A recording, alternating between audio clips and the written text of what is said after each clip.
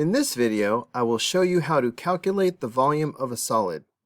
The solid will be generated by finding the region bounded by these two equations and then rotating that region about a line. In the case of part A, we will revolve the region about the x-axis. We will be integrating or adding up slices of the solid in order to find the volume. In this case, the slices will be in the shape of washers, which are discs with holes in them. These problems are calculator active, so we will be using our graphing calculator as needed. In fact, let's type these two equations into the graphing calculator right now to help us come up with the sketch. Hit the y equals button and type in the two equations. Hit zoom 6 and take a look at what we have. The region bounded by the two equations is shown here in yellow.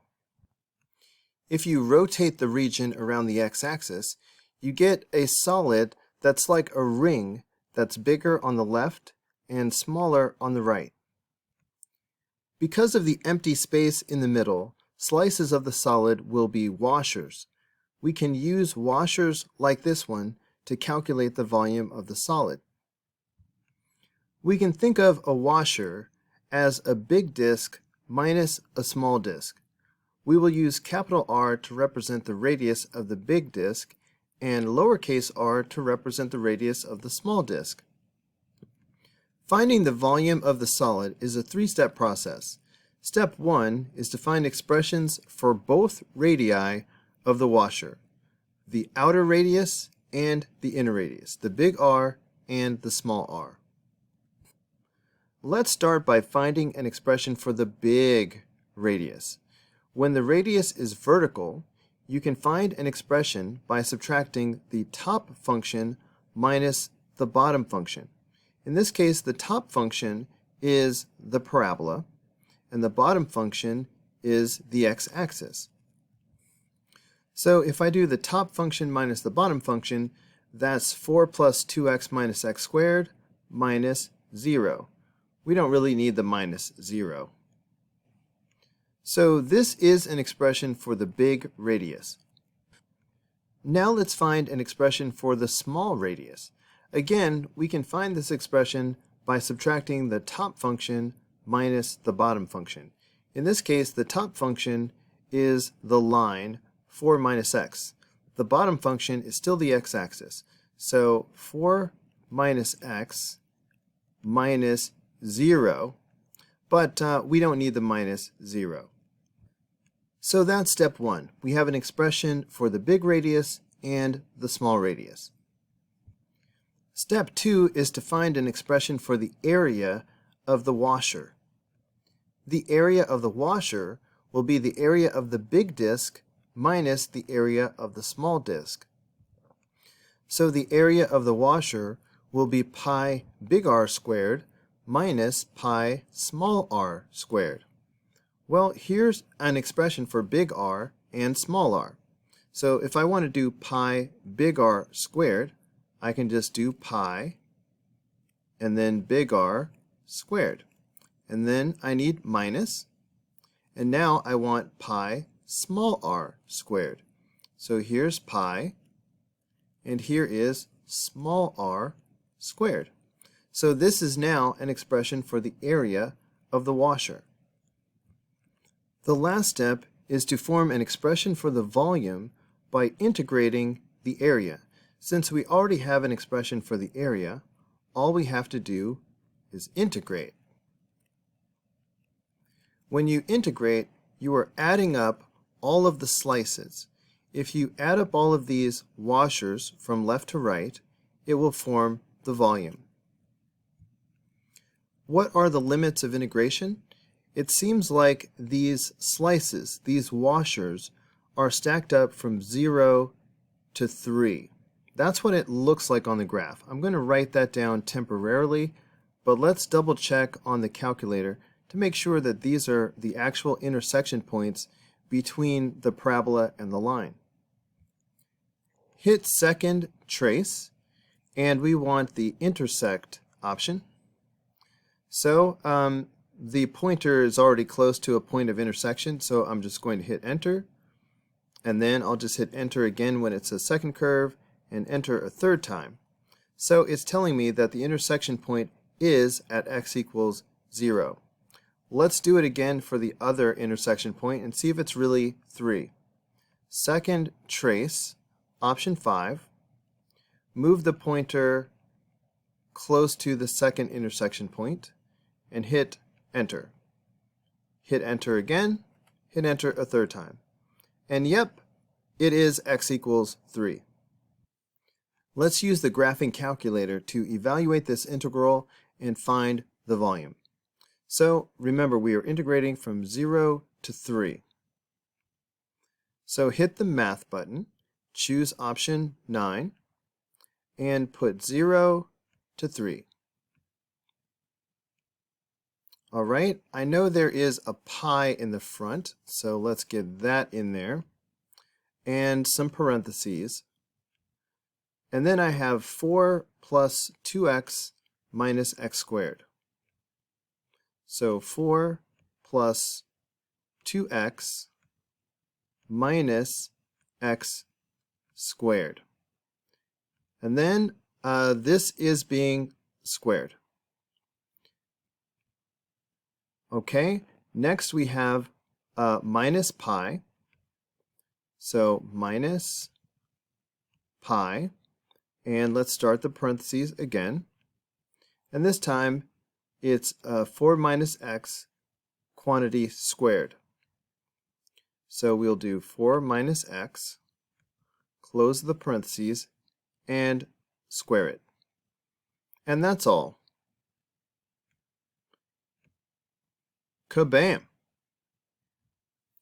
By the way, on the AP exam, you can either round or truncate, which means just cut it off. So you can write the volume as either 96.133 or 96.132. Always use 3 decimal places. Part B involves the same region as Part A. And here are the relevant parts of the graph. The difference is that this time we will revolve the region around the line y equals 1 instead of the x-axis. When you revolve the region around the line y equals 1, you get a solid that looks a little bit like a ball with a cone carved out of the left side. A slice of the solid will be a washer because the cone of emptiness cuts a hole in the disk. We can use washers like this one to calculate the volume of the solid. Step 1 is to find expressions for both radii of the washer. The big radius is the length from the center to the outer edge, and the small radius is measured from the center to the inner edge. Let's start with the large radius. For a vertical radius, you can find an expression by subtracting the top function minus the bottom function. In this case, the top function is the parabola 4 plus 2x minus x squared, and the bottom function is 1. This is an expression for the big radius. However, we can simplify this a little bit by combining like terms. 4 minus 1 is 3. So this is our expression for the big radius. Now let's find an expression for the small radius. Again, we can find this by subtracting the top function minus the bottom function.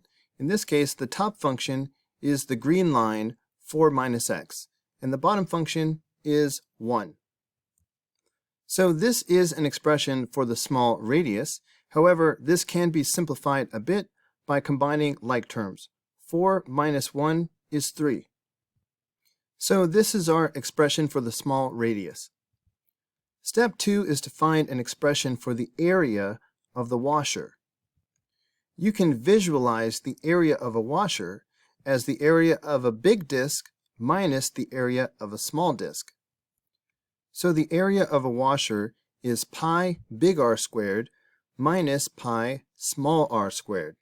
Since we already have an expression for big R and small r, we can turn this into an expression for area by writing pi big R squared minus pi small r squared. This is now an expression for the area of the washer. The last step is to find an expression for the volume of the solid by integrating the area. Since this is an expression for the area, we can turn it into the volume of the solid by integrating it. When we integrate the area of a washer, we are adding up all of the washers to form the volume. In this case, we are adding washers from left to right, from 0 to 3. So, the limits of integration are from 0 to 3. Let's evaluate this integral using our graphing calculator. So we're integrating from 0 to 3, and there's a pi in there. So for the integral, we will hit the math button and choose option 9, integrating from 0 to 3. And there's a pi in there. And then we have to square something, so let's get some parentheses going. And we have 3 plus 2x minus x squared.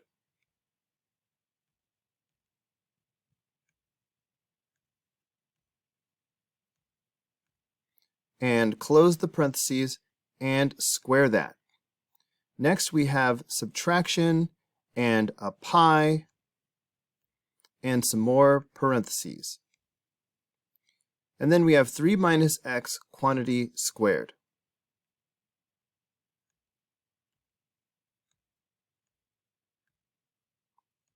And that's it. So this is the volume. This is the volume of the solid of revolution. For number 18, we will find the region bounded by these three equations, and then we will revolve the region around the line y equals 4 to form the solid.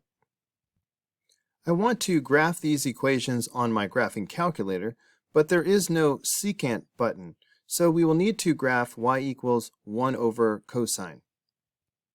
So here I've entered the two equations as y1 and y2. But what about this boundary? X is between 0 and pi over 3. Let's enter that as a limitation on the window. So x min will be 0 and x max will be pi over 3. Let's take a look. Looks like I don't need all of these y values. I'm going to set y min to be -1. So back to the window, let's let y min be -1. So here is the region bounded by the equations and inequalities. To form the solid, we will rotate this region around the line y equals 4. When you rotate the region around the line y equals 4, you get this solid tube where the opening on the left is bigger than the hole on the right. A slice of the solid forms a washer, and we can integrate or add washers like this one to form the volume of the solid. It's a three-step process, and the first step is to find an expression for both radii of the washer. The big radius is the radius of the outer disk, and the small radius is the radius of the inner disk, which is a hole. Let's start by finding an expression for the big radius. When the radius is vertical, you can find an expression by subtracting the top function minus the bottom function. In this case, the top function is 4, and the bottom function is 0. 4 minus 0 is 4, so the expression for the big radius is 4. Now let's find an expression for the small radius. Again, we can find the expression by subtracting the top function minus the bottom function. In this case, the top function is 4, and the bottom function is the red function, secant x. So that was step 1. We now have an expression for the big radius and the small radius. Step 2 is to find an expression for the area of the washer. You can visualize the area of a washer as the area of a big disk minus the area of a small disk. So the area of a washer is pi big R squared minus pi small r squared. Since we have an expression for big R and small r, we can form the area by writing pi big R squared minus pi small r squared. This is an expression for the area of the washer. The last step is to write an expression for the volume of the solid by integrating the area. When you integrate the area of the washer, you are adding up all of the washers to form the volume. Since the washers are stacked up from left to right, we will integrate with respect to x. Since we already have an expression for the area, all we have to do to form the volume is integrate. Since the washers are stacked up from 0 to pi over 3, these are the limits of integration. Let's evaluate this using the graphing calculator. For integration, we hit the Math button and choose option 9. We are integrating from 0 to pi over 3, and we have a pi first.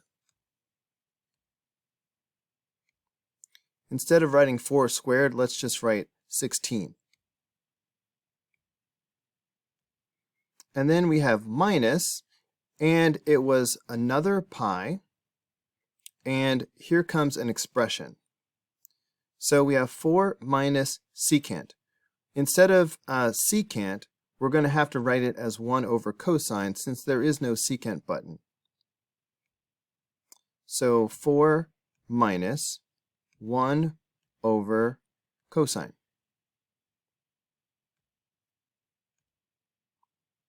And let's close the parentheses and square it. And that's it. So 27.657. This is the volume of the solid of revolution. For number 32, we will find the region bounded by these 4 equations, and then we will form the solid by rotating the region around the y-axis. From our knowledge of parent functions, we know that y equals 9 minus x squared is an upside-down parabola with its vertex at 0, 9. If we set the parabola equation equal to 0, adding x squared to both sides gives us 9 equals x squared. Taking the square root of both sides, we get x is equal to plus or minus 3. That's how I know that the x-intercepts of the graph are 3 and negative 3. Y equals 0 is the x-axis. X equals 2 is a vertical line at 2. And x equals 3 is a vertical line at 3. So this is the region bounded by the 4 equations. However, the blue line x equals 3 is not affecting the region in any way, so I'm just going to erase it. It's not needed. When you revolve the region around the y-axis, it forms a solid in the shape of a tube. The diameter of the hole is the same all the way through. However, the thickness of the shell is thinner at the top and thicker at the bottom. Slices of this tube will be washers, and we can integrate or add washers like this one in order to find the volume of the solid. Since the washers are stacked vertically, ultimately we will have to integrate with respect to y. For that reason, we need to rewrite this first equation in terms of y. In other words, let's solve for x. If we add x squared to both sides and simultaneously subtract y from both sides, we get x squared is equal to 9 minus y. Then we can find x by taking the square root of both sides, which is x is equal to the square root of 9 minus y.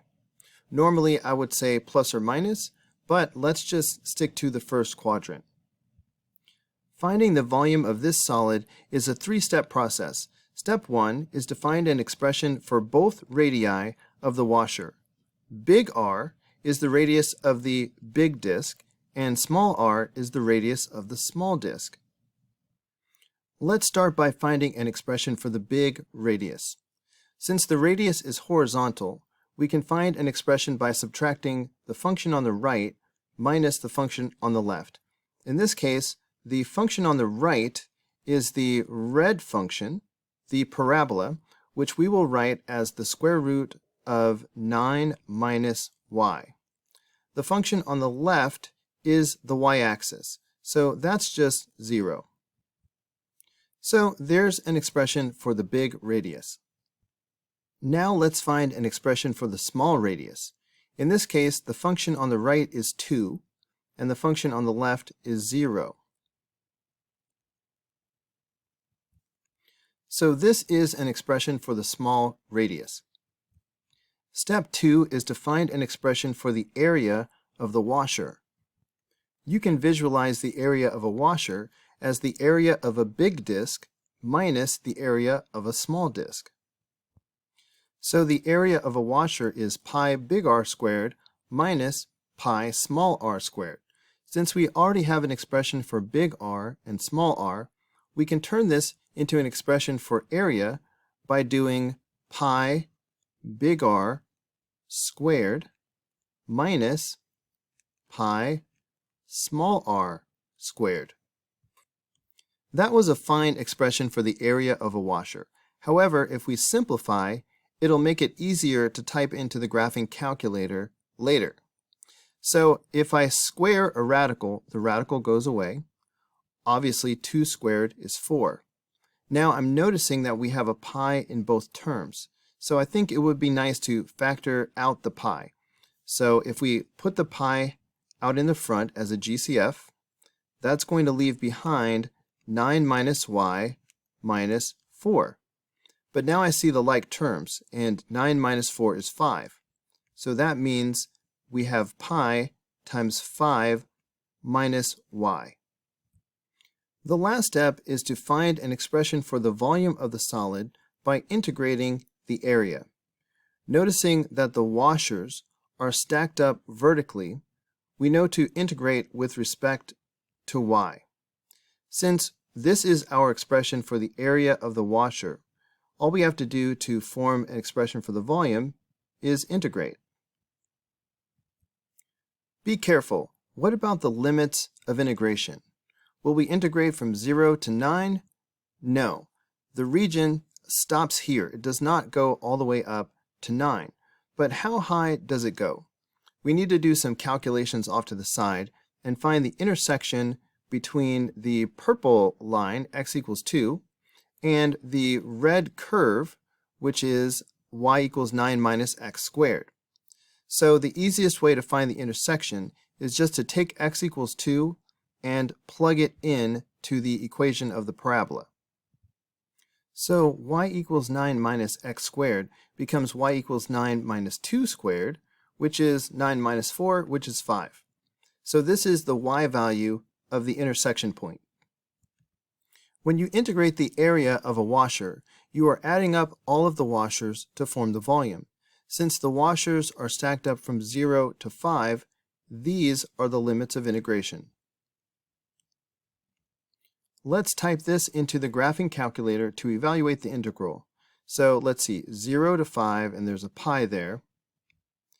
So to integrate, hit the math button and choose option 9. We are integrating from 0 to 5. And there was a pi in the front. And then I believe there were parentheses, and we had 5 minus y. So 5 minus, well, we're going to use x. Close the parentheses, and that's it. 39.269 if you truncate, or 39.270 if you round. Either is acceptable. This is the volume of the solid of revolution. However, it seems like this would be easy enough to integrate without a calculator. So I'd like to practice that with you one time, just in case you run into a problem where you're not allowed to use a calculator. When I'm integrating by hand, I like to put the pi out in the front of the integral. Now let's integrate term by term. The antiderivative of 5 is 5y, and the y will become y squared, and I divide by the new exponent, so I will have negative 1/2. I'm going to leave the pi out in front of parentheses and apply the limits of integration from 0 to 5. So I need to find the value at 5 minus the value at 0. So here's the pi out in the front of the parentheses, and inside I have the value at 5 minus the value at 0. Since both terms have a y in it, it's easy to see that the value at 0 will just be 0. Squaring the 5 gives us this. Performing the multiplication gives us this. Making like denominators gives us this. And subtracting the fractions gives us this. So this is the exact form of the volume of the solid of revolution, like you might find as an option on a multiple choice question.